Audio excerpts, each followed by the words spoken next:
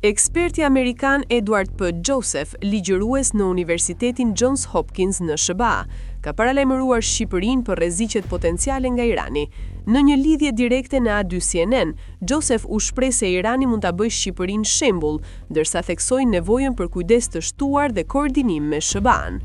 Nuk e di nëse rreziku është serioz, s'kam akses në informacionet e inteligjencës.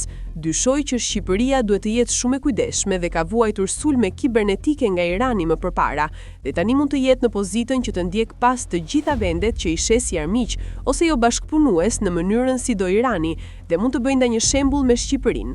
Nëse do këshilloja zyrtarët tuaj, do t'u thoja që duhet ta diskutojnë me shumë kujdes këtë me SBA-t, në lidhje me informacionet inteligjente që kanë, dhe Shqipëria duhet të jetë e kujdesshme këtë kohë, deklaroi Joseph.